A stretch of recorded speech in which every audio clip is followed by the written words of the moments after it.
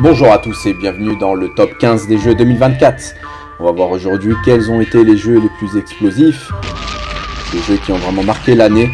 Alors je tiens à dire d'abord qu'il y a des jeux que je n'ai pas pu faire ou finir, comme Test Drive que j'ai beaucoup aimé, et bien sûr le ReFantasio que je n'ai pas pu faire, mais j'ai adoré vraiment la démo.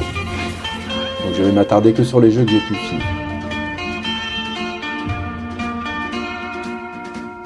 Top 15 avec bien sûr Dragon's Dogma 2, qui était vraiment exceptionnel, mais pas assez pour être plus haut dans le classement, parce qu'il y a certaines petites phases qui, je trouve que le jeu manque un peu plus d'écriture, de quêtes qui sont un peu prenants comme un peu dans Skyrim. Il y a un autre jeu que j'ai plutôt aimé, qui était donc Dragon Age The Vanguard, mais qui, scénaristiquement parlant, était vraiment nul, et qui n'était pas top non plus, donc j'ai préféré quand même mettre Dragon's Dogma 2. Top 14 avec le jeu Rise of the Ronin, qui était pour moi un jeu vraiment intéressant, le gameplay était vraiment plaisant à jouer.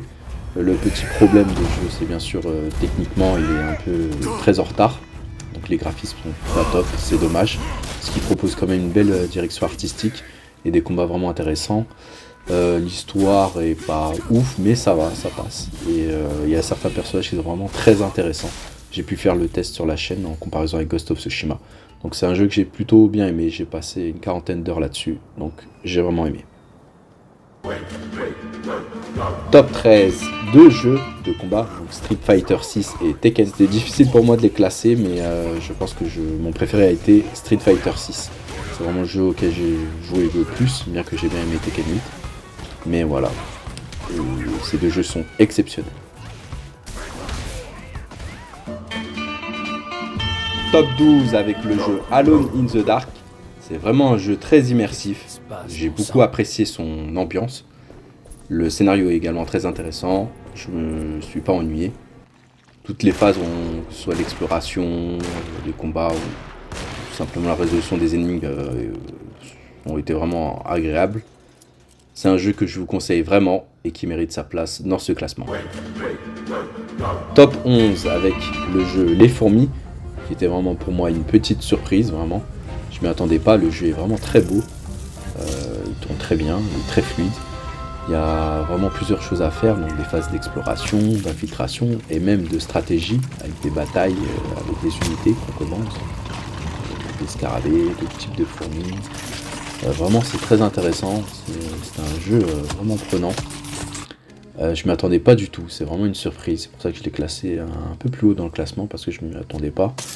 Dans un jeu qui me paraissait quand même un petit jeu de microïdes, mais finalement c'est un vrai jeu qu'ils ont fait. Donc chapeau à ce jeu qui mérite sa place. Top 10 avec le jeu The Legends of Zelda Echoes of Wisdom. C'est vraiment un jeu très rafraîchissant, je ne m'attendais vraiment pas, une petite surprise. J'ai beaucoup aimé ces mécaniques d'enregistrement et d'invocation des monstres, donc ça m'a un peu rappelé Pokémon, en quelque sorte. Je trouvais vraiment le jeu ingénieux, vraiment la franchise s'est bien renouvelée avec ce titre, et vraiment, il mérite sa place dans ce classement. Top 9 avec le jeu Star Wars Outlaws. Alors c'est un jeu qui a été beaucoup critiqué et qui n'a pas atteint les scores de vente espérés par Ubisoft. Mais malgré tout, j'ai quand même fait 40 heures là-dessus et je reconnais bien sûr ses défauts, ses lacunes que j'ai pu dresser lors de mon test YouTube sur ma chaîne.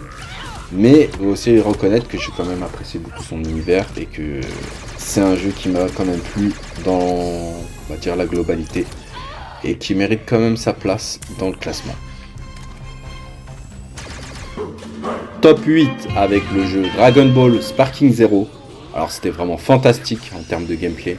Le jeu est vraiment impressionnant. La fluidité, que ce soit l'animation des personnages, des attaques spéciaux, vraiment c'était époustouflant. C'est le jeu que les fans attendaient vraiment. Et moi j'ai beaucoup apprécié pour ça.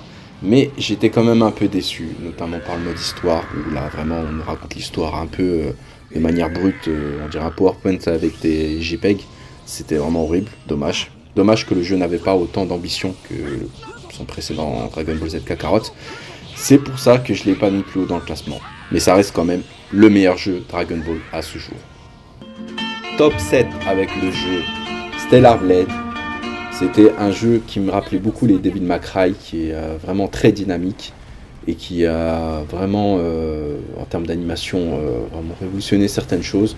Je ne parlerai pas des polémiques, bien sûr, mais vraiment là, on peut voir que c'est un jeu très, très fluide, plaisant à faire. Beaucoup l'ont reproché d'être un peu vide.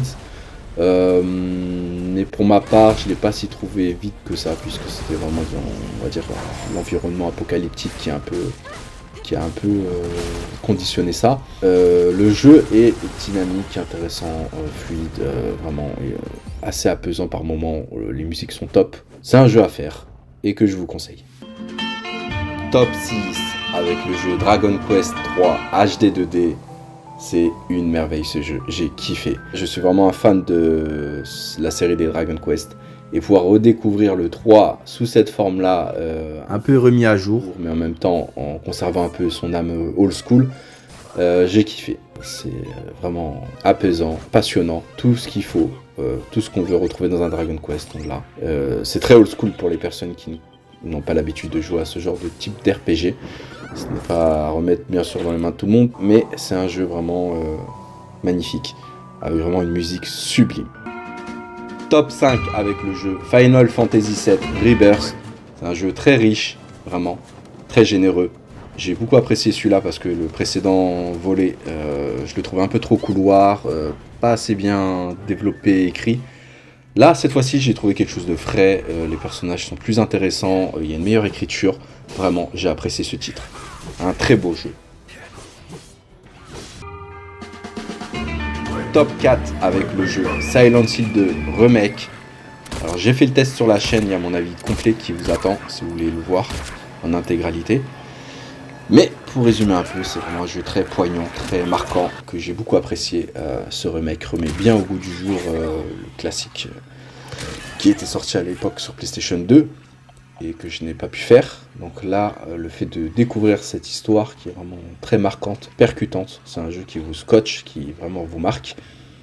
C'est un jeu que je conseille vraiment de faire parce que c'est un vrai monument du jeu vidéo. Top 3 avec le jeu Warhammer 40 000 Space Marine 2. Alors ce jeu là je m'y attendais pas du tout. C'est un jeu très percutant, poignant, vraiment, vraiment bourrin. On peut penser bourrin mais très subtil, vraiment. Subtil, la subtilité on la retrouve dans le gameplay et également même dans le scénario. C'est pourquoi je l'ai mis beaucoup plus haut dans le classement parce que je m'y attendais pas du tout. Et c'est un peu un jeu qui nous rappelle un peu l'ère de la PlayStation 3, les jeux un peu bourrin, attaque, action. Mais vraiment, il a des subtilités, il a une richesse de gameplay, il a tout ce qu'il faut pour vraiment être plus haut dans ce classement. Top 2 avec le jeu Black Myth Wukong.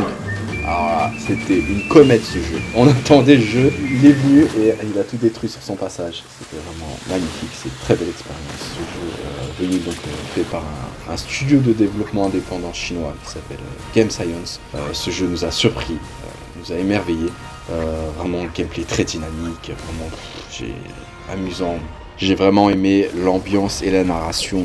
C'est un jeu qui aurait pu même être le jeu de l'année, mais qui n'a pas pu. Parce qu'il y avait aussi un autre banger. Et le top 1 revient bien sûr à Astrobots. Un jeu que j'ai vraiment kiffé, qui est magnifique, intelligent, innovant, vraiment très très innovant. J'avais en plus fait le test sur ma chaîne et j'avais annoncé avant même les résultats que ce jeu allait être donc le Game of the Year. Et il a été élu jeu de l'année. Et ça se comprend, parce que c'est un jeu qui le mérite, qui est innovant, vraiment rafraîchissant.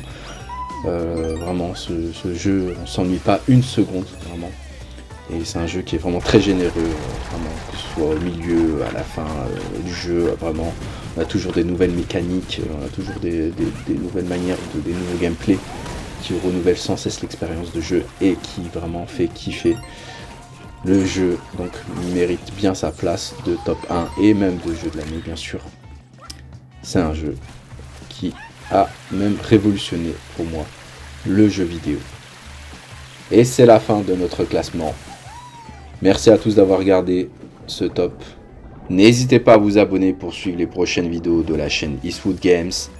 Allez, ciao!